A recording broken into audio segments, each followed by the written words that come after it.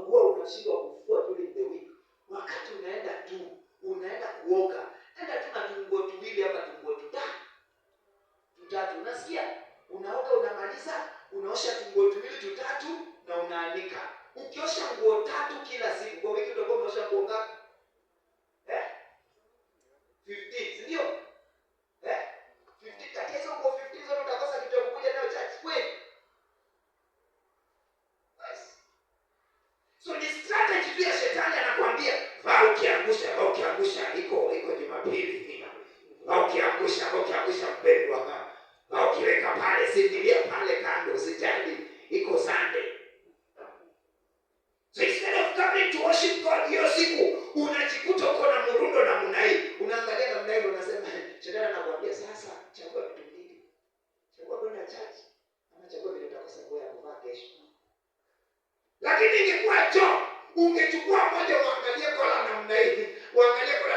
Na useme hisi nyeusi sana, wacha niwekelee.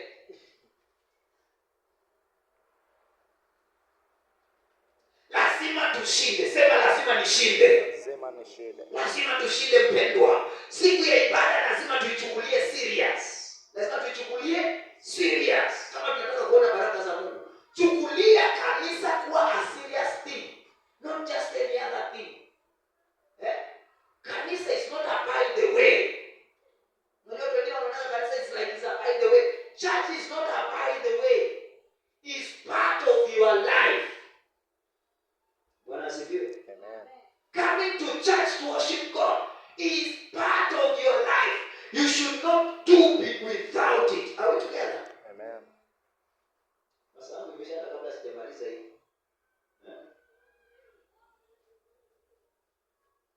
Wacha niendelee tu ibada ya pili. Tuko mstari wa 7. Umaka hapo, tuko mstari wa ngapi? 7. Wa 7. Amen. Amen. So wakati unamheshimu Mungu, mpaka maadui watatandikwa. Maadui watafanya nini? Watatandikwa. Wenye wanataka uanguke ndio wataanguka. Sema amen. Amen. So you don't need to go and fight. You only need to honor God and obey God. That's all what you need to do. Mheshimu Mungu, mheshimu zile sheria zake anazokupatia and what he has told you, and by that he will fight battles for you. Kuna mahali pengine hata utahitajika kujibizana na watu, Mungu mwenyewe ndio atawatwanga watu viboko mpaka waanze kusema tungejua tungekusa ule.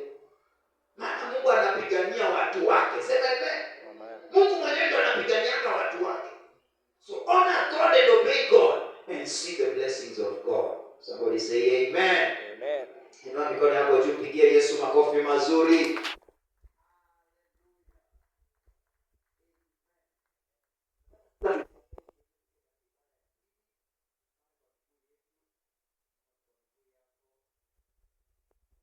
Sasa kujiandaa kwa sababu ibada ya pili. I hope kuna mtu anaenda. Kuna mtu anaenda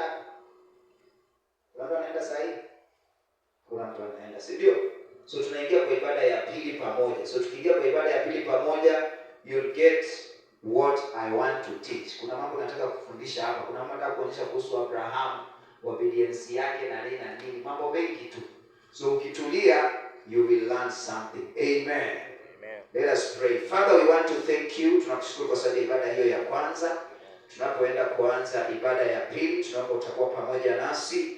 Katuongoze Bwana, kwa pamoja nasi, utushauri, utuelekeze, maana wewe ndiwe Bwana, wewe ndiwe mfalme wetu na wewe ndiwe Mungu wetu. Jehova, tunakupenda, tunakuabudu. Tunakushukuru kwa wale ambao wangali wako njiani wakija, tunaomba ukaharakishe nyayo zao ili waweze kupatikana Bwana na wawe na nafasi ya kuweza kukuabudu. Tunakushukuru Bwana. Ibada hii tena mara nyingine tumetangazia uwepo wako, neema yako na fadhili zako zikatawale. Asante kwa sababu wewe ni mweza na wewe ni mwaminifu. Kwa jina la Yesu tumeomba na kuamini. Amen. Pigia Yesu makofi mazuri. Haleluya. Salimia watu watano, tembea, salimia watu watano, waambie kaka